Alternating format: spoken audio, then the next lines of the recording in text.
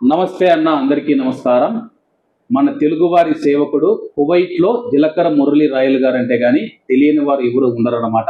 మన తెలుగు ప్రజలకు ఎంతో సేవ చేసి అలాగే ఇప్పటికి కూడా సేవ చేస్తూ ఉన్నారన్నమాట.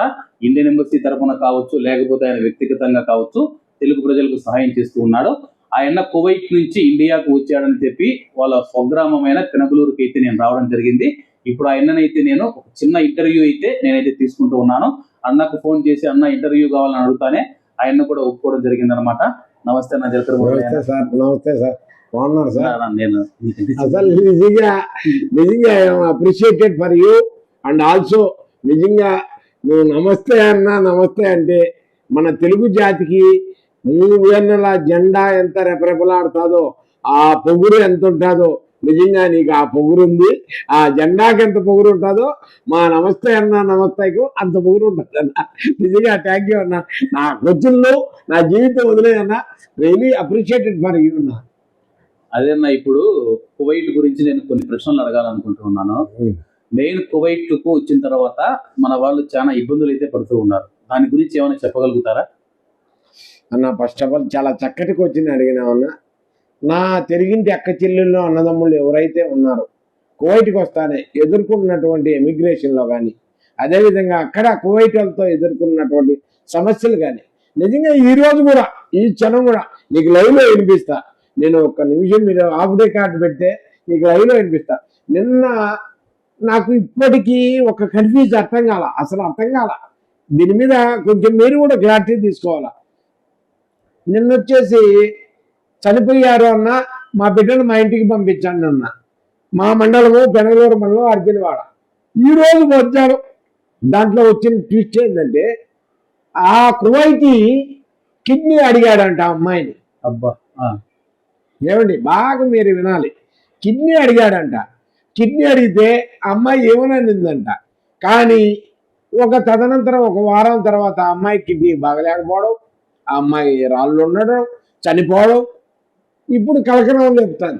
అసలు ఈ కిడ్నీ వాడే మార్చుకున్నాడా, ఏమన్నా అమ్మాయికి చదువు రాక ఏమన్నా జరిగిందా, ఇలా అనేక విషయాలపై నిజంగా మీలాంటి జర్నలిస్టులు ఉండడం, మీలాంటి జర్నలిస్టులు మాతో మాట్లాడడం, మా దగ్గర మీరు గుచ్చి అడుగుతారు, ఇవన్నీ కూడా వెలికి తీరు.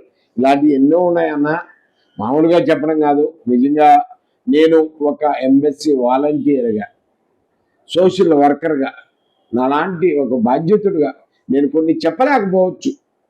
ప్రభుత్వానికి, చట్టానికి, నీతికి, నిజాయితీకి, గౌరవానికి కట్టుబడి నేను చెప్పలేకపోవచ్చు. కానీ ఈడ జరుగుతున్నది వేరు, ఆడ జరుగుతున్నది వేరు. ఇది మీరు వెలికి తీయాలా. నీలాంటి అన్నదమ్ములు వెలికి తీయకపోతే చాలా వేరే విధంగా అంటే నాకు ఈ మధ్య కాలంలో చాలా మంది కాల్స్ చేసి ముఖ్యంగా ఆడబిడ్డలు అయితే బాధపడుతున్నారు.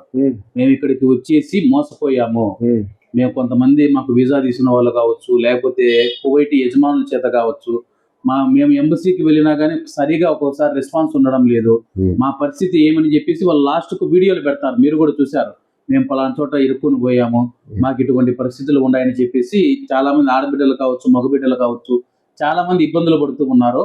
అలాగే మీరు కూడా ఎంబసీ ద్వారా మీరు చేయవలసిన సాయం చేస్తూ ఉన్నారు. ఇప్పుడు మెయిన్ ఏంటంటే అన్న, ఒక వ్యక్తి, మన తెలుగు వ్యక్తి కానీ మన భారతీయుడు కానీ కువైట్లో చనిపోతే ఆ కుటుంబానికి ఆఖరి చూపు ఏదైతే ఉందో అది మీ వల్ల దక్కుతుందని నేనైతే ప్రగాఢంగా నమ్ముతూ ఉన్నాను అన్న.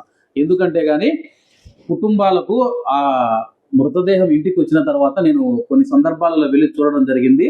నిజంగా జీలకర్ర మురళి రాయలు గారి వల్లే ఈరోజు మేము మా బిడ్డను ఆఖరి చూపు మేము చూసుకోగలుగుతూ ఉన్నాము అని చెప్పేసి చాలా మీరు కొన్ని మృతదేహాలు పంపించిన తర్వాత నేను పర్సనల్గా వెళ్ళడం జరిగింది. కానీ వాళ్ళు ఏమంటారంటే, మేము బయటికి ఆయన పేరు చెప్పము, ఆయన మాకు సహాయం చేసినాడు, మాకు సహాయం చేసినాడు కానీ మేము బయటికి చెప్పము. ఏమంటే ఆయనే మాకు చెప్పినాడు, నా పేరు ఎక్కడా చెప్పొద్దన్నమ్మా, నేను సాయం చేసినాను, అది అంతవరకు మీ మనసులో ఉంటే చాలండి అన్న. నా కుటుంబం ఎంత ఉంటుందో, నా కుటుంబం ఉన్న ఆయన ఏ విధంగా ఉంటానో సార్. వచ్చే ప్రతి మృతదేహం మీద అమ్మను చూసుకుంటా, నా ఆయన చూసుకుంటా, నా చెల్లెని చూసుకుంటా సార్, నా బిడ్డను చూసుకుంటా సార్. మీకు తెలియదు సార్, నేను ఆడ ఏడుతున్నాను కానీ ఇంకేరాబుద్ది ఏర్పాటు వస్తాను సార్. అంత ప్రేమ సార్ ఒక కుటుంబం వచ్చి ఆడ చివరి చూపు చూస్తుందండి. అంతకన్నా గొప్ప నాకు ఎవరు లేరు సార్. నిజంగా నేను చచ్చిపోయినా మీరందరూ పంపించారు సార్. అన్న నా మాట రద్దన్న, మీరు ఉండడం వల్లే మన కువైట్ లో మన తెలుగు వారికి చాలా సేవలు అయితే మీరు అందిస్తూ ఉన్నారు. మీరు నిండు నూరేళ్లు అలా దేవుడి ఆశీస్సులతో మీరు ఉండాలని చెప్పి మేము ఎంతో మంది సార్. నిజంగా సార్ చంద్రరాజ నన్ను అవమానపరిచినారు సార్, కించపరిచినారు సార్, నన్ను చిన్న చూపు చూసినారు సార్, విచారుడు కన్నా తక్కువగా చూసినారు సార్. కానీ వాడి కూడా నేను దేవుడు నాకు అందించినాడు సార్. నిజంగా ఎంతో మంది అవమానపరిచినారు సార్. వాడి కృపదేవ కూడా నేను పంపించిన సార్. నేను ఎప్పుడు కూడా సార్ నాకు ఒక్కడే సార్ దేవుడు అనేవాడు ఒకడు నాడు జీలకర్ర పర్లే రాయల సేవలు ఎప్పుడు కూడా నా ఆ కితాబులో నన్ను లిఖిస్తాడు సార్. ఏ మురళి గారు అంటారు దేవుడు నాకు ఇస్తాడు సార్. ఎప్పుడు ఈ బుద్ధుడు కాకపోయినా రేపైన రోజు నాకు దేవుడు ఇస్తాడు సార్. నాకు అదే ప్రేమ సార్. నాకు నిజంగా సార్ ఎగతాళి చేశారు సార్. ఈవిడ శవాన్ని పంపించినాడు అని ఎగతాళి చేశారు సార్. వాళ్ళకి అర్థం కాదండి, మిమ్మల్ని ఎవరైతే ఎగతాళి చేశారో మీరు చేస్తూ ఉన్న సేవ ఆ కుటుంబాలను పోయి అడిగితే తెలుస్తుంది వాళ్ళు పడే వేదన. ఇక్కడి నుంచి సజీవంగా పోయిన ఒక మనిషి నిర్జీవంగా వస్తూ ఉన్నాడంటే వాళ్ళు చెప్పే మాటలు వింటే వాళ్ళు ఆ బాధ అనేది వాళ్ళు ఒకసారి అనుభవిస్తే కానీ తెలియదన్న. ఇంకొక విషయం ఏంటంటే అన్న, నేను ఒక ప్రశ్న అడగదలుచుకున్నాను. అడగండి సార్. చాలా మంది ఇటీవల సోషల్ మీడియాలో మీ మీద పని కట్టుకొని కొంతమంది అయితే అసత్య ప్రచారం చేస్తున్నారు. మీ గురించి నాకు బాగా తెలుసు కాబట్టి ఈ ప్రశ్న అడుగుతూ ఉన్నాను. ముఖ్యంగా మీ మీద ఇటీవల కాలంలో ఒక ప్రచారం అయితే జరుగుతా ఉంది. అది నిజమా అబద్ధమా అని చెప్పేసి మీరు ఒట్టు వేసి నాకు నిజం అనేది ఏందని కరెక్ట్ గా చెప్పాలన్నా. మీరు చాలా మంది మనోళ్ళు భారతీయులు చనిపోతే అది ఏ రాష్ట్రానికి సంబంధించిన వాళ్ళైనా సరే కానీ వాళ్ళ యొక్క మృతదేహాలను ఇండియాకు పంపిస్తారు ఎంబసీ సహకారంతో, కువైట్ ప్రభుత్వం సహకారంతో. కానీ ఇటీవల కాలంలో మృతదేహాల మీద ఉంగరాలు ఉన్నాయా, బంగారు చైన్లు ఉన్నాయా, అలాగే ఎవరైతే మృతదేహానికి సంబంధించిన బంధువులు మీ దగ్గరికి వస్తే డబ్బులు డిమాండ్ చేస్తారంట. అంటే 300 దినార్లు ఇమ్మని, 350 దినార్లు ఇమ్మని డిమాండ్ చేస్తానంట. దీంట్లో వాస్తవం ఎంత నాకైతే నిజం కావాలన్నా. ఎందుకంటే ఇది జనాలు చూస్తారు, మురళీ రాయల్ గారి మీద ఆరోపణలు వస్తున్నాయి కాబట్టి. నిజంగా చాలా థ్యాంక్ యూ. నిజంగా మీరు గంభీరంగా అర్చకపోయినా, మీరు అనకపోయినా, నిజంగా ఈ అబ్దా రికార్డుగా చెప్తున్నాను నేను. ఒకటైతే వాస్తవం, ఎవరైనా సరే కువైట్ దేశంలో నేను పంపించిన మృతదేహంలో ₹1 జీలకర్ర వడ్లే అధికంగా అడిగినాడు, మా దగ్గర లంచం తీసుకున్నాడు, మా దగ్గర ఒక 50 దినాలు తీసుకున్నాడు, మా దగ్గర ఒక 30 దినాలు తీసుకున్నాడు అన్నటువంటి ఏ వ్యక్తి అయినా సరే, ఒక కుటుంబంలో ఒక తండ్రికి ఒక తల్లికి పుట్టుంటే ధైర్యంగా నా దగ్గరికి తీసుకెళ్దామను.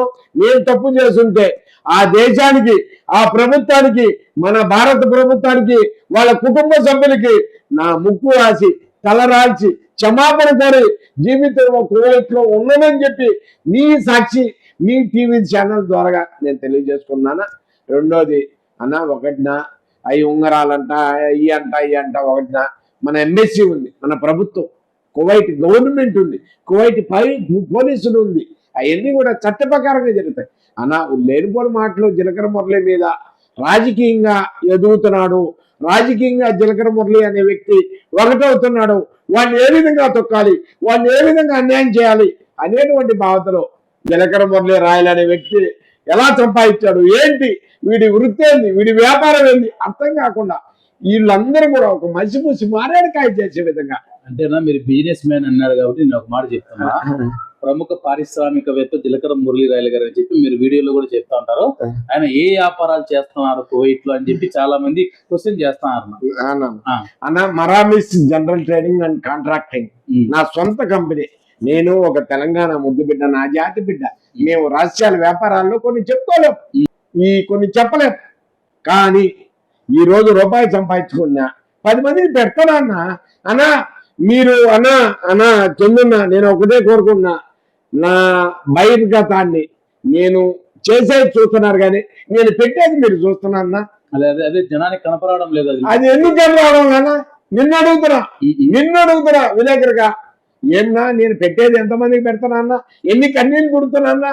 ఈరోజు సరే నేను తప్పిదేమో, నేను సంపాదించుకున్నాను, నేను మోసగాడిని అయితే మీరు రాడిన సమాజంలోకి మీరు సంపాదించాలన్నా, మీరు అదే నేను జీలకర్ర మురళి అనే వ్యక్తి నేను సంపాదించాలన్నా, నేను మోసం చేయాలన్నా, నేను కువైట్ దేశంలో డబ్బు సంపాదించాలన్నా ఈ బుద్ధుడికి 20 కోట్లు డబ్బు సంపాదించున్నా, కానీ ఆ రోజు ఈ పేరు ఉండదనా. ఈ రోజు మీరందరూ రాన్నా నా కాడికి, మీరందరూ అడగరన్నా జీలకర్ర మురళి ఎవరన్నా, ఆయన మల్లేశ్వర రెడ్డి ఆయన మినిస్టర్, పూలు అమ్మినా పాలు అమ్మినా, నేను నా రక్తం అమ్మినా అన్నా, నా కష్టార్జితాన్ని అమ్మినా అన్నా, నా భక్తిని అమ్మినా అన్నా, నా తెలుగు ప్రజలకు నా సేవను చూపించా అన్నా, వాళ్ళు నన్ను మోస్తున్నారన్నా. నేను ఇంకొక విషయం ఏంటంటే అన్న, మీరు రాజకీయాలు అడిగినారు కాబట్టి ఇప్పుడు జనసేన పార్టీలో మీరు చేరారు రాజకీయంగా. జనసేన పార్టీ కువైట్ లో ఉందంటే అది జీలకర్ర మురళీ రాయలు గారి వాళ్ళని చాలా మంది నాకు చెప్పినారు. నువ్వు ఒక్కడే గుర్తించినావన్నా అన్నా, నువ్వు ఒక్కడే గుర్తించినావన్నా ఈ మాట. ఇప్పుడు జనసేన పార్టీ కువైట్ తరఫున మీరు నాయకులుగా ఉన్నారు కాబట్టి ఇప్పుడు కొన్ని కార్యక్రమాలు అయితే మీరు కువైట్ లో చేపడుతున్నారు. అది మీ అధినేత శ్రీ డిప్యూటీ సీఎం పవన్ కళ్యాణ్ గారికి తెలుసా? ఆయన అసలు మీ పార్టీలో మీ పాత్ర ఏమిటి, మీ సేవలను పవన్ కళ్యాణ్ గారు గుర్తించినారా లేదా, అది కొరకు చెప్తారన్నా?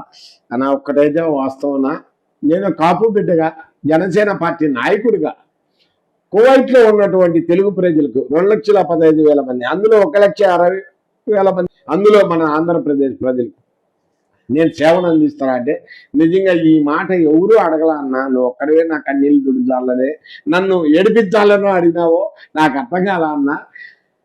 జనసేన పార్టీ మా అధినేత, మా నాయకుడు, ఆంధ్రప్రదేశ్ ముఖ్యమంత్రి వర్యులు, మా కాపు బిడ్డ పెద్దన్న పాత్ర ఏదైతే పోషించమన్నాడో పవన్ కళ్యాణ్ సారు, ఆయన మీద ఒట్టేసి చెబుతున్నా అన్న, నేను ఒట్టేయకూడదు, అయినప్పటికీ కూడా తప్పదు. వాళ్ళందరికీ కూడా కువైట్ తెలుగు ప్రజల్లో జనసేన పార్టీని, పవన్ కళ్యాణ్ సార్ని వెలుగులో తీసుకొచ్చినటువంటి తెలుగు ఏకైక ముద్దు బిడ్డ మీ బిడ్డ మా పవన్ కళ్యాణ్ సార్ తమ్ముడు జీలకర్ర మురళి రాయలన్న. నేను పెట్టకపోతే, నేను అనేవాడు లేకపోతే, నేను అనే వ్యక్తి తెలుగు ప్రజలు మమేకం చేయకపోతే, వాళ్ళ ఆత్మసాక్ష్య, వాళ్ళ బిడ్డల సాక్ష్య, వాళ్ళ ఆత్మకు తెలుసు నా జీలకర్ర మురళి అనేవాడు లేకపోతే కువైట్ దేశంలో జనసేన జెండా రెపరెపలాడుతూ, జనసేన జెండా అనేది లేదు, జనసేన జెండా అనేది కనుమరుగైపోతుంది. కాకపోతే కొంత హావభావాలతో, వాళ్ళ ఆడంబరాలతో తీసుకెళ్ళి నేనే గొప్ప అని ఇవన్నీ డప్పులు చెప్పుకొని పవన్ కళ్యాణ్ సార్కి, నాగేంద్ర బాబు సార్కి, ఎన్ఆర్ఐ కమ్యూనిటీకి చూపించి వాళ్ళు డప్పులు కొట్టుకుంటున్నారు సార్. నేను ఒకటే సార్, నేను మీ ద్వారా నేను చేతులు జోడించి సార్ ఒకటే రిక్వెస్ట్ చేసుకున్నా, మా నాగబాబు సార్కి, మా పవన్ కళ్యాణ్ సార్కి ఇవన్నీ పక్కన పెడితే 16 సంవత్సరాల నుంచి చిరంజీవి గారి జెండాను, చిరంజీవి గారి కళను, చిరంజీవి గారు ఎలా ఉంటాడో అనేటువంటి రూపాన్ని గల్ఫ్ దేశాల్లో నిలిపిస్తున్నటువంటి నాయకుడిని సార్ నేను నడిపిస్తున్నా సార్. ఎన్నో అవసరాలు, ఎన్నో కన్నీళ్ళు, ఎన్నోసార్లు లోపలేశారు సార్. ఆ దేశంలో పోలీస్ స్టేషన్లో వేసినారు సార్. కానీ నేను భయపడ్డా. నా నాయకుడు, నా పవన్ కళ్యాణ్, నా జెండా అది నా కాపుకి ఎంత పొగురుంటుందో ఆ జెండాకి అంత పొగురుంటుంది సార్. నడిపించా సార్. ఇప్పటికి కూడా మీ ద్వారా ఒకటే రికమెండ్ చేసుకున్నా సార్. నీతి నిజాయితీ నాకు ఇవ్వని నేను కోరుకోను సార్. మీ ద్వారా నాకు పదవి అండి, నన్ను కాపాడండి, జనసేన అంటే జీలకర్ర మురళి అని నేను అడగను సార్. నీతి నిజాయితీగా ఎవరికైతే ఆ స్టామినా ఉందో ప్రజల్లో, కువైట్ తెలుగు ప్రజల్లో 2,15,000 మందిలో ఎవరికైతే హక్కు ఉన్నదో వాడికి ఇవ్వండి సార్. మేము మీ ద్వారా మా నాయకుడు పవన్ కళ్యాణ్ సార్, మా నాయకుడు నాగేంద్ర బాబు సార్, మా నాయకుడు చిరంజీవి సార్ కాసు నా రక్తాన్ని దానం చేసిన సార్, మా నాయకుడు సార్, మా ఆరాధ్య దైవం సార్. ఇది నీతి నిజాయితీగా ఈ ఎంతమంది డ్రామాలు వేస్తున్నారు, ఎవరెవరు లాబింగ్ చేస్తున్నారు సార్. పార్టీ లాబింగ్ చేసి మా నాయకుడు ఇప్పుడు సార్ వెంకట తాళ్ళూరి గారు, రామ్ తాళ్ళూరి గారు, ఆయన దగ్గర అబద్ధాలు సార్, ఇవన్నీ మోసం సార్. ప్రజలకు రమ్మని సార్ రామ్ తాళ్ళూరి కానీ నిజంగా పేరులో ఏం జరుగుతుందో నిజంగా చెప్పండి సార్. ఎంత డమ్మకలు సార్, డమ్మాలు సార్, మోసం సార్. నిజంగా ఒక సామర్థ్యమైనటువంటి నాయకుడిని ప్రజల్లో నా కులం అవసరం లేదు సార్. ఇప్పుడు ఎంతసేపటికి నా కులం కాదు, ఎస్సీ ఎస్టీ బీసీ మాట చెప్పాలంటే ఒకటే మాట చెప్తున్నా సార్. మాల మాదికి ఏడాది సాగరి మందరి రమ్మాలి పోయి ముదురాకు వయసు వైద్యుడికి దొరికా నేత గీత బడుకు 15 వర్గాలు ఎవరినైనా పెట్టవాలి సార్ కువైట్ లో. వాడికి పూలదండేసి వాడి పాద పద్మాలను నెత్తిన పెట్టుకో మోర్చి ఈ బుద్ధి అన్ని కులాలను కూడా తెచ్చి పవన్ కళ్యాణ్ సార్ పాద పద్మాల కాడ నేను పార్టీ నాయకుడిగా 8,000 బాడీలు పంపించాను సార్. మృతదేహాలకు చివరి చూపు కల్పించాను సార్. అదే పనిగా 1,000 స్ట్రక్చర్ పేజీలు పంపించారు సార్. 2,000 వీల్ చైర్ పేజీలు, దాదాపు 20 నుంచి 30,000 మంది ఆడబిడ్డలు పారిపోయిన వాళ్ళు పంపించారు. ఎవరైనా సరే కువైట్ లో జనసేన పార్టీ ఎత్తే శక్తి దొమ్మ ఉన్నదంటే మా నాయకుడి పేరు చెక్కే శక్తి. నేను ప్రజల మనిషి సార్. నిద్ర లేచే జీలకర్ర జీలకర్ర జీలకర్ర కువైట్ పవన్ కళ్యాణ్ పవన్ కళ్యాణ్ పవన్ కళ్యాణ్ పవన్ కళ్యాణ్ జనసేన జనసేన జనసేన ఇలా. ఇంకొక విషయం ఏంటంటే మీరు రాజకీయాల పరంగా మాట్లాడినారు కదా, ఇప్పుడు మీరు చేసే కార్యక్రమాలు పవన్ కళ్యాణ్ సార్ గుర్తించారా? ఎప్పుడన్నా పవన్ కళ్యాణ్ గారితో మాట్లాడారా మీరు? తెలియనిలా సార్, తెలియనిలా. ఆయనకు జీలకర్ర మురళి అనే వ్యక్తి ఎవరో తెలియనివ్వడం లేదు సార్. తెలియనియకుండా మొత్తం మోసం చేసి మసిపూసి మారేడుకాయ చేసి పవన్ కళ్యాణ్ సార్కి తెలియనియకుండా నాటకాలు ఆడుతున్నారు సార్. నిజంగా పవన్ కళ్యాణ్ సార్ అనే వ్యక్తి మా నాయకుడు, మా ధైర్యం. కువైట్కి రమ్మను లేదు, ఆయన పర్సనల్ వ్యక్తిని ఎవరైనా సరే మొత్తం కూడా కువైట్కి పంపివును. ఆయన వ్యక్తిగతాన్ని మొత్తం ప్రజల్లో దిగును సార్. నాయకులేదో నాయకులేదు సార్. ఈ బుద్ధు మా ప్రభుత్వం ఉంటే మా మాట మాట్లాడతారు, రేపొద్దు నీ ప్రభుత్వం నీ మాట. ప్రజల్లో రికార్డ్ తీసుకోను. జీలకర్ర మురళి అనే వ్యక్తి తప్పు అంటే నన్ను పార్టీని సస్పెండ్ చేయను సార్.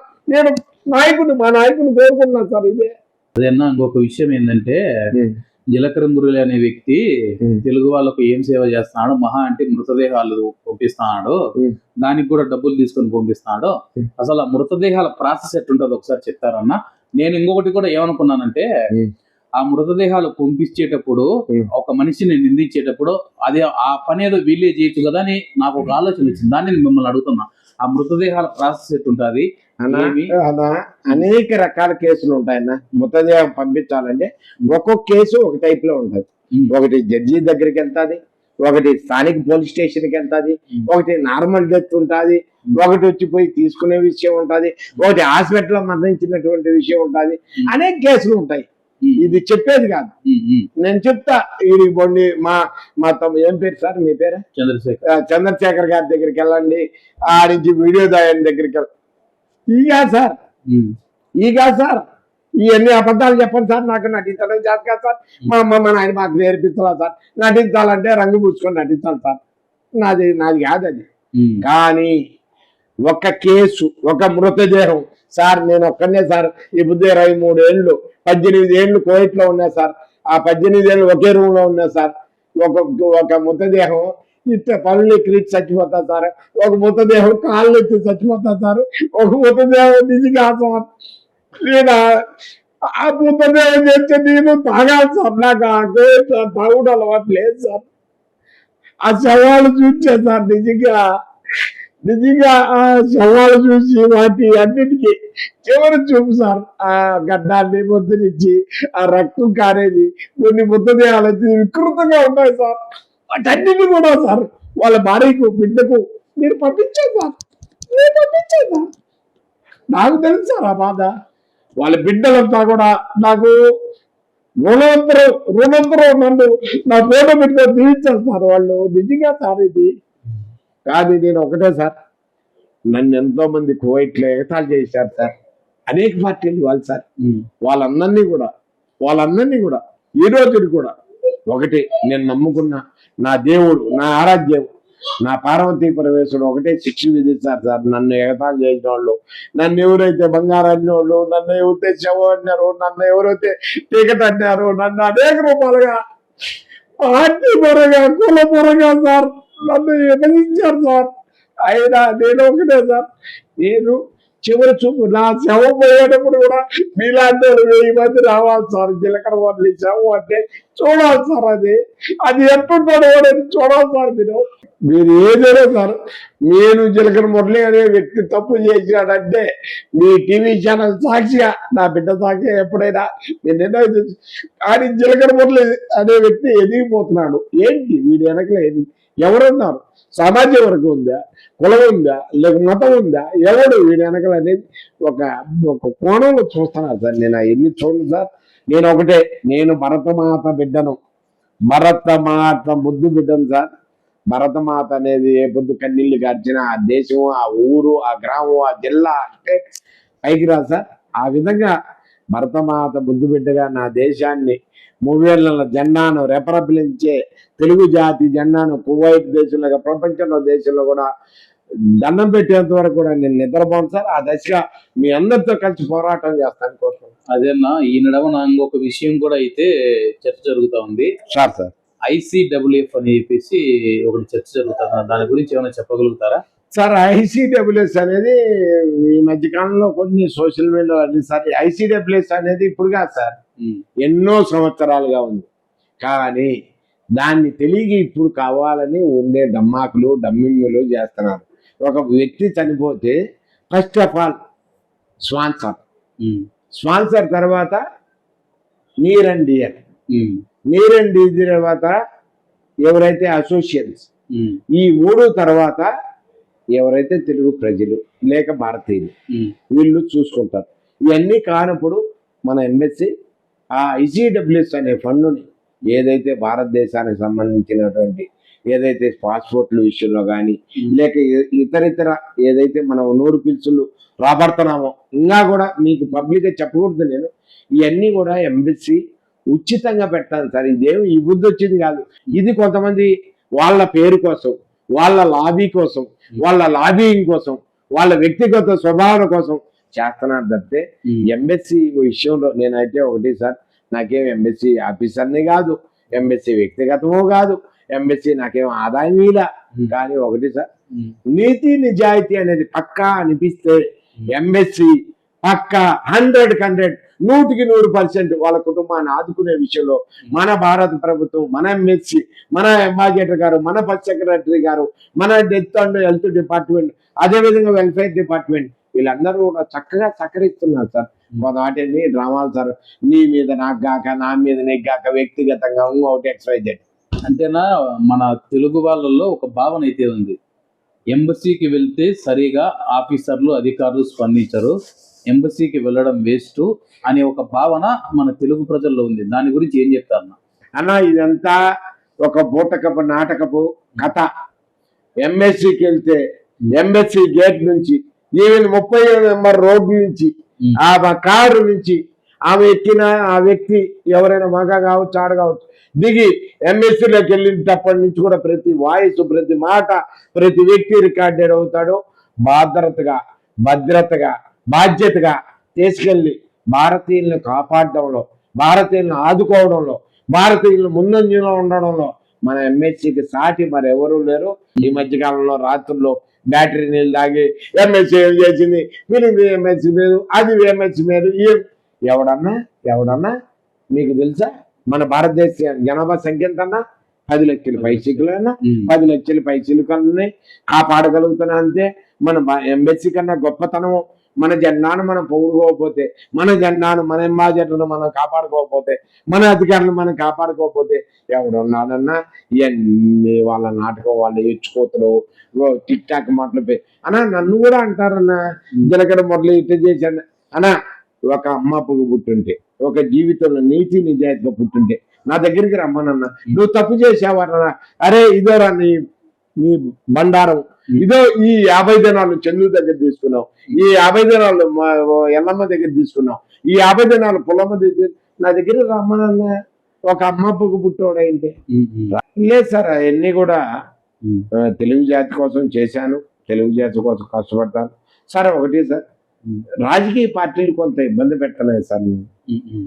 దాన్ని నమ్మి కొంతమంది అధికారులు వ్యక్తిగత పరంగా తీసుకున్నాను సార్. వాళ్ళందరికీ కూడా నేను ఒకటే చెప్తున్నా సార్, రాజకీయాలు వేరు, సేవ వేరు సార్. దమ్ముంటే వాళ్ళ నుంచి చేయవును సార్, నాతో పాటు వచ్చి చేయవును సార్. నేను కూడా సిద్ధమే సార్. రాజకీయంగా జరగని మొదలు తొక్కాలనే విషయం పవన్ కళ్యాణ్ సార్ నాకు భిక్ష పెట్టాలి సార్. వీళ్ళ నుంచి ఏమీ కాదు సార్. నా నెంబరు మీ మీడియా ద్వారా ఒకటే ఇస్తున్నా అన్న, 00965 అనేది 00965 అనేది ఆ దేశం కోడి. నా నెంబరు 99591807 అనే నెంబర్కి అర్ధరాత్రి అయినా సరే, అపరాత్రి అయినా సరే, కష్టాల్లో ఉన్న నా ఆడబిడ్డలు, నా తెలుగింటి ఆడబిడ్డల కోసం 24/7 జలగడ మురళి అనే బిడ్డ ముందంజలో ఉంటాడు. అక్కలారా చెల్లెలారా, ఈ లైవ్ ద్వారా ఒకటే కోరుకుంటున్నాను, మీరు ఎప్పుడైనా 99591807 అనే నెంబర్కి ఫోన్ చేయండి. మీ కష్టాల్లో, మీ బాధల్లో, మీ తమ్ముడుగా, మీ బిడ్డగా, మీ అన్నగా పాలు పంచుకొని తెలుగు జాతి జెండాను రెపరెపలాడిస్తానని కోరుకుంటున్నాను. అదే నా కొత్త సంవత్సరంలో కువైట్ కు కొత్తగా వచ్చే వారికి మీరు ఏమైనా చెప్పాలనుకుంటున్నారు? నేను ఒకటే కోరుకుంటున్నా అన్న, మీరు కువైట్కి రాబోయే ముందు, కువైట్కి వచ్చే ముందు అసలు గల్ఫ్కి ఎందుకు వస్తున్నాం? గల్ఫ్ దేశాల్లో ఏముంది? ఎవరు వీసా తీశారు? వీసా తీసిన పరిస్థితి ఏంది? అక్కడ స్పాన్సర్ పరిస్థితి అవన్నీ కూడా గమనించుకొని అక్కడ పరిస్థితి స్థితిగతులు, నాలాంటి బిడ్డలు ఉన్నారమ్మా, మీకోసం దేశం కోసం సేవ చేసేది అనుకున్నాం. మమ్మల్ని అడగండి, మేము ఎంక్వైరీ చేస్తాం, తర్వాత రానివ్వాల్సిందిగా. ఆడికొచ్చి ఇబ్బందులు పడి అన్నా నా పరిస్థితి అంటే మేము కాపాడలేని పరిస్థితి, మేము ఏమీ చేయలేని పరిస్థితి, ఇబ్బంది పడతామని చెప్పి తెలియజేస్తున్నాం. ఖచ్చితంగా మన ఆంధ్రప్రదేశ్ ప్రభుత్వం APNRTS Andhra Pradesh non residential Telugu society మీకోసం స్కిల్, మీ చేతిలో పని పెట్టుకొని కువైట్కి రండి, రూపాయి సంపాదించుకోండి, ఆ దేశాన్ని గౌరవించండి, మన దేశాన్ని ముందుకు తీసుకెళ్ళండి. ఇది ఒక్కటి కోరుకున్నాం సార్. అన్న APNRTS అన్నారు కదా, APNRTS గురించి ఏమైనా కొద్దిగా చెప్తారా అన్న? APNRTS అనేది Andhra Pradesh non resident Telugu society ఏదైతే ఉందో 2017 మాజీ ముఖ్యమంత్రి, ఇప్పుడు ప్రస్తుత ముఖ్యమంత్రి వర్యులు గౌరవనీయులు చంద్రబాబు నాయుడు గారు తెలుగు ప్రజలు ఏదైతే ప్రవాసాంధ్రులు బయట దేశాల్లో ఉన్నారో వాళ్ళందరినీ కూడా కాపాడుకొని ఆ దశగా ముందుకు తీసుకొచ్చి వాళ్ళ స్కిల్ను, వాళ్ళ చైతన్యాన్ని నింపాలనేటువంటి ఒక భావనతో ముందుకు ఏదైతే తీసుకెళ్ళాలనే భావనతో ఆ రోజుల్లో పెట్టారు. గల్ఫ్ రాష్ట్రాలకు, గల్ఫ్ దేశాలకు, రాష్ట్రాలు అనుకుంటూ దేశాలకు, గల్ఫ్ దేశాలకు జీలకర్ర మురళి అనే రాయల్ని నిర్మించారు. ఆ రోజుల్లో నాకు ఇచ్చారు. ఆంధ్రప్రదేశ్ ప్రజల కోసం, ఆంధ్రప్రదేశ్ మహిళల కోసం, తెలుగు మహిళల కోసం నేను ముందంజలో ఉంటా.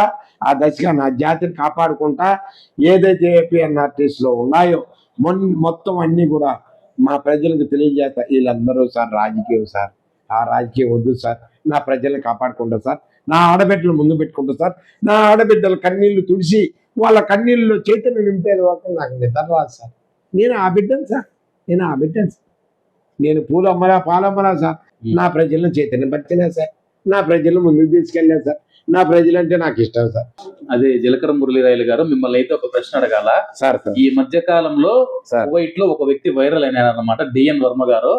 ఆయన గడ్డం నిజంగా సార్, ఆయన గురించి నిజంగా నేను ఆయన పెద్ద కానీ నేను ఆయన బిడ్డ వయసు నాకు లేదు సార్. ఆయన అడిగే శక్తి లేదు, ఆయన విమర్శించే శక్తి లేదు. ఆయన నిజాలు బయట పెడతాడు.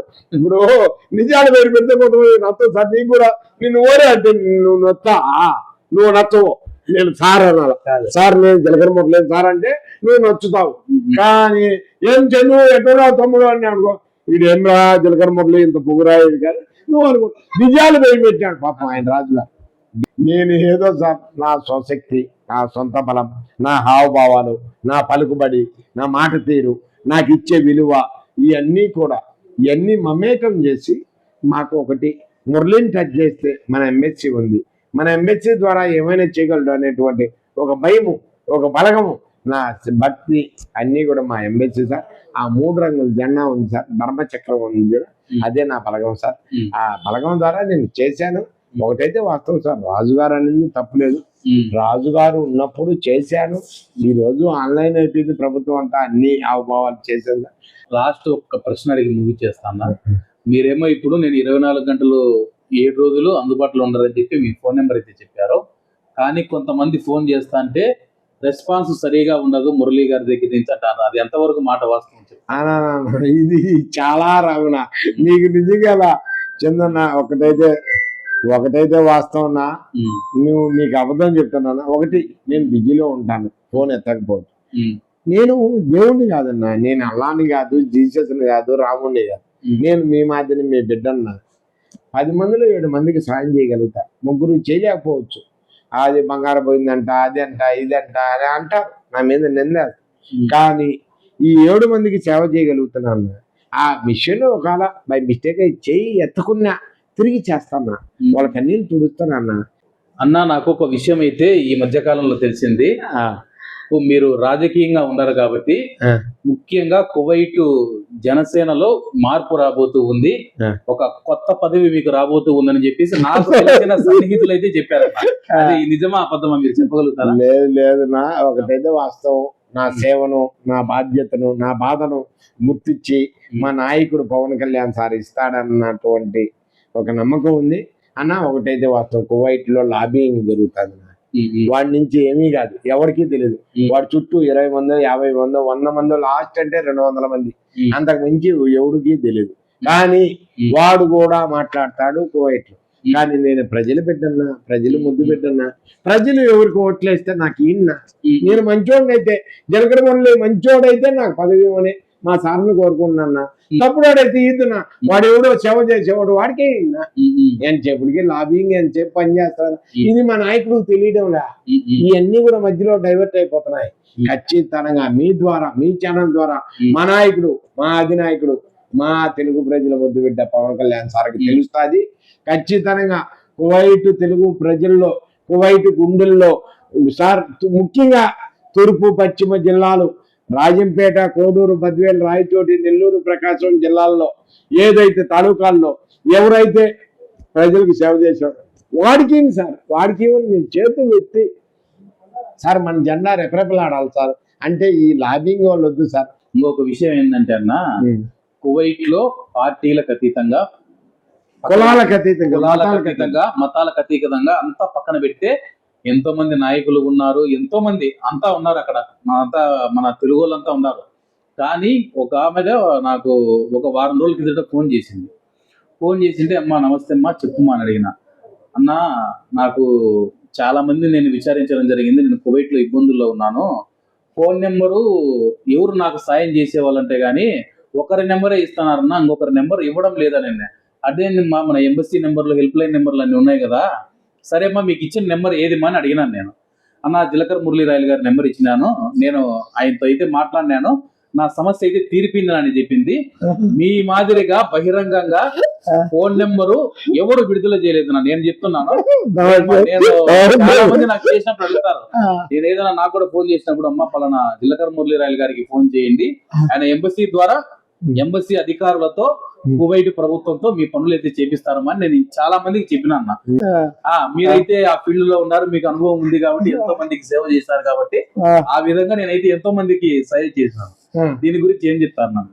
లేదు, ఒకటైతే సార్ నేను ఒకటే అడగలను, మిమ్మల్ని అందరినీ ఒకటే, తెలుగు జాతి కన్నీళ్లు పెడితే, తెలుగు జాతి ఆపదొస్తే జలకర మురళి రాయలని మీ బిడ్డ, మీ తమ్ముడు, మీ సోదరుడు 99591807 అనే నెంబర్ అర్ధరాత్రి ఎప్పుడైనా, ఒకవేళ నేను ప్రభుత్వాన్ని నిందించను, అధికారులు నిందించను, మీ బిడ్డ అనే వ్యక్తి ముందుంటాడు, మీ కన్నీళ్ళు దుడుతాడు. మీ కన్నీళ్ళలో నేను ఒకడు బిడ్డ అవుతా సార్, నా ఆడబిడ్డలు సార్, వాళ్ళు నా ఆడబిడ్డలు సార్, వాళ్ళు నా మీద నమ్మకం సార్, దాన్ని ముమ్మాటికి నేను ఎప్పుడు తప్పు చేసుకోను సార్. వాళ్ళు కన్నీళ్ళు పెట్టేప్పుడు జలకర మురళి అనే వ్యక్తి ముందుంటాడు సార్. వాళ్ళ కోసం దేశాన్ని నేను ఎదిరిస్తా, భారత జాతిని నేను ఎదిరిస్తా. నా ఆడబిడ్డల కన్నీళ్ళు పెట్టుకోండి సార్. ఆడబిడ్డల కన్నీళ్ళు పెట్టిన కుటుంబం, ఆ దేశము, ఆ వంశం పతనం అయిపోతాం సార్. సరేదా, మీరు ఫస్ట్ కువైట్ కి ఎప్పుడు వెళ్ళారన్నా? అబ్బాబాబా, ఇది లాస్ట్ అడుగుతున్నారు సార్, నిజంగా మీరు రికార్డెడ్ సార్. సార్ నేను 2003లో వెళ్ళడం జరిగింది. నేను వ్యాపారానికి సంబంధించిన కుటుంబం మాది. మా తండ్రి గారు ఒడ్లు, చెనక్కాయలు, నూగులు, జీలకర్ర పెద్ద సుబ్బయ్య అని పెనగలూరు కుటుంబం. మా తండ్రి గారు 2 పర్యాలు మండల ప్రెసిడెంట్ గా పనిచేశాడు. మా నాయన, మా వంశం కూడా ఇక్కడ అప్పట్లో రథ సభాపతి, తర్వాత పసుపులేటి బ్రహ్మయ్య గారు మంత్రి గారు చేశారు. తర్వాత ఈ రోజు శ్రీరామచంద్రయ్య గారు కానీ, చెంగల్రాయుడు గారు కానీ, ఇలా పాల్గొండాడు అయ్యి కానీ, వీళ్ళందరూ కూడా మా జాతిని, మా కుటుంబాన్ని ఆదరించినటువంటి పెద్దలు సార్. వాళ్ళ దైవాలనే ఈ రోజు నేను ఈడ ఉండగలుగుతున్నాను సార్. 10 మందికి సేవలు అందిస్తున్నాను సార్. వాళ్ళు నేర్పించిన విధానం, వాళ్ళు నేర్పించిన ఇచ్చేస్తారు. ఈ రోజు సభాపతి గారు కానీ, పశువేటి బ్రహ్మయ్య గారు కానీ, శ్రీ రామచంద్రయ్య గారు కానీ, చెంగల్రాయుడయ్య కానీ, పాల్గొనరాడయ్య కానీ, వీళ్ళందరూ పెట్టింది ఇచ్చేస్తారు మా కుటుంబం ఈ వరకు. ఈ తర్వాత నా పీరియడ్ లో మాకు గంటా సీనన్న మా దేవుడు సార్, మా దేవుడు సార్ గంటా సీన్. ఇంకొక క్వశ్చన్ అడుగుతాన్నా, ప్రతి ఒక్కరు కువైట్ కి మనం చూసుకుంటే డబ్బు సంపాదించాలని చెప్పేసి బ్రతుకు తెరువు నిమిత్తం కువైట్ కి వెళుతూ ఉంటారు. కానీ మీరు ఈ సేవా మార్గానికి ఎలా వచ్చారు? మీరు పోయిందే డబ్బు సంపాదించుకోవడానికి, ఏదో కుటుంబాన్ని చూసుకునేదానికి, ఈ సేవా మార్గంలోకి ఎలా వచ్చారు మీరు? సార్ ఒకటైతే వాస్తవం సార్, 2013లో మా గ్రామస్తుడు పైన నుంచి 9 ఫ్లోర్ నుంచి పడి కడ్డీల్లో పొట్టలో గుడ్డు కడ్డీలు గుచ్చుకోపోయినాయి సార్. ఆ బాధ అవన్నీ స్పాట్ ద్వారా చూసి మా గ్రామానికే కాదు, నా జాతికే కాదు, మా తెలుగు జాతికి సేవ చేయాలన్నటువంటి ఒక దృక్పథంతో, అదే కసితో, అదే పట్టుదలతో వచ్చా సార్. ఈ రోజు కూడా తెలుగు జాతి బిడ్డగా నన్ను అనేక వర్గాలు, అనేక కులాలోళ్ళు నన్ను తొక్కారు సార్, నా కాలు కూడా ఇచ్చారు సార్. ఈ రోజు కూడా సార్ నేను కొన్ని చెప్పలేదు సార్, మీకు నా కాలు ఇచ్చారు సార్, పిలిచి కులం పేరు చెప్పి. కులాన్ని ఏం సార్ మేము బంజలు ఎదగకూడదా? మా బంజలు మేము అంటే బీసీల మేము చదవలేవా సార్? మమ్మల్ని తొక్కాలని సార్, మమ్మల్ని అన్యాయం చేసినారు సార్. ఇది మీరు రికార్డుగా రావాలి సార్. వస్తుంది, కంపల్సరీగా వస్తుంది అని చెప్తాను. కానీ మా జాతి బాగుండాలా, నా కాపు, నా బలిజలతో పాటు ఈరోజు మాదిగా యానాది ఎరికిలి సాకలి మంగలి లమ్మాడి కోయి ముదిరాజు వయసు ఒడ్డేరు పెరికనే తగ్గిత బడుగు బలహీన వర్గాలందరూ కూడా నా అన్నదమ్ముల మాదిరి పైకి రావు, పెద్దల పాత్ర పోషించమని మా ఉప ముఖ్యమంత్రి మా బలిజలకు చెప్పినాడు సార్, మా కాపులకు చెప్పినాడు సార్. ఖచ్చితంగా మీరు ఇది రికార్డెడ్ చేయండి సార్, ప్లీజ్ సార్. కంపల్సరీ ఖచ్చితంగా నేను ఏదైతే ఉన్నాయి సార్, నా నిజాలు బయటికి తీయండి సార్. నాకు కోవిడ్ శాశ్వత, నాకు ఒక్క బిడ్డ సార్, నా బిడ్డ ఒక్కడే బిడ్డ. నా బిడ్డను చదివించుకోగలిగే ఆస్తి స్తోమత మా తండ్రి గారు ఇచ్చారు సార్. నేను వాళ్ళందరినీ కూడా నా బిడ్డను పైకి తీసుకెళ్ళి, కానీ నా నిజాలు బయటకు తెచ్చేటట్టు మిమ్మల్ని చేతులు జోడించాను. కంపల్సరీగా చేస్తాను.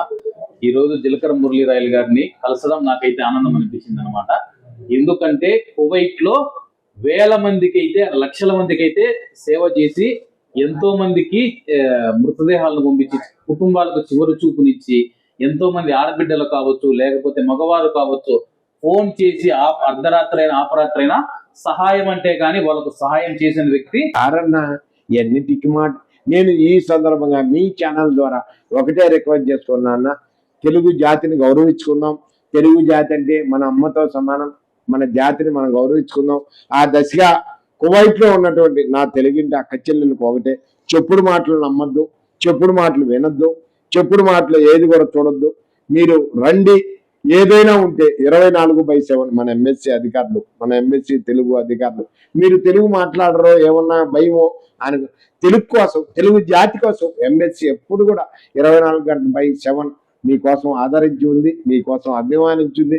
మీ బిడ్డగా, మీ తమ్ముడుగా, మీ వాలంటీర్గా, తెలుగు జాతి వాలంటీర్గా జీలకర్ర మురళీరాయలు గానే నేను 24/7 పనిచేసి నా తెలుగు జాతిని ప్రపంచ పటంలోనే ముందుండే విధంగా కృషి చేస్తానని ఆశిస్తూ, ఇంత చక్కటి అవకాశం నా ఇంటికి వచ్చి నన్ను కూర్చొని చేసి నా బహిరంగత చేసిన మా చందు గారికి మనస్ఫూర్తిగా మీ తరపున, నా తరపున, తెలుగు జాతి తరపున ధన్యవాదాలు